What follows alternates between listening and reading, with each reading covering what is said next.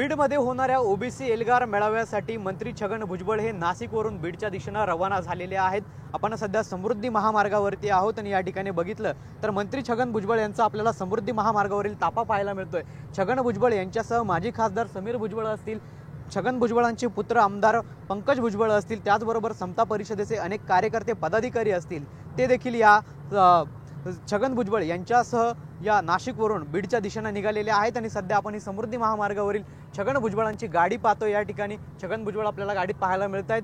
छगन भुजबळ यांना रस्त्यामध्ये अनेक जे समता परिषदेचे कार्यकर्ते आहेत, पदाधिकारी आहेत, ओबीसी समाजाचे कार्यकर्ते आहेत, पदाधिकारी आहेत, ते आपल्याला या ठिकाणी त्यांच्यासह बीडच्या दिशेने येत असल्याचं पाहायला मिळतंय। खरं तर समृद्धी महामार्गावरती ठिकठिकाणी हे कार्यकर्ते थांबलेले आहेत आणि ज्या ठिकाणी भुजबळ येतील, ज्यांचा ताफा ज्या ठिकाणी येईल तिथून हे त्यांना जॉईंट होत आहेत। अनेक कार्यकर्ते पदाधिकारी जे आहेत, ओबीसी समाजाचे असतील, समता परिषदेचे असतील, ते देखील आता बीडच्या दिशेने या ठिकाणी रवाना होत असल्याचं आपल्याला पाहायला मिळतंय। आज बीडमध्ये होणाऱ्या ओबीसी एल्गार मेळाव्यात छगन भुजबळ हे ओबीसी बांधवांना त्या ठिकाणी संबोधित करणार आहेत, मार्गदर्शन करणार आहेत आणि त्यामुळे छगन भुजबळ या ओबीसी एल्गार सभेतनं काय बोलतात हे तर पाहणं महत्त्वाचं असणार आहे। मात्र या ओबीसी एल्गार मेळाव्यासाठी छगन भुजबळ यांच्यासह गोपीचंद पडळकर असतील, मंत्री पंकजा मुंडे असतील, माजी मंत्री धनंजय मुंडे असतील, यांसह ओबीसी समाजाचे अनेक नेते आहेत, ते देखील त्या ठिकाणी उपस्थित राहणार आहेत।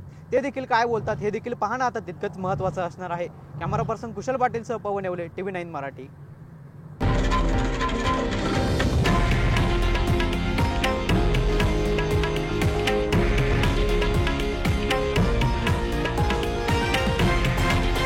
हे आहे देशातील नंबर 1 न्यूज नेटवर्क आणि आपण पाहत आहात TV9 मराठी, एकमेव।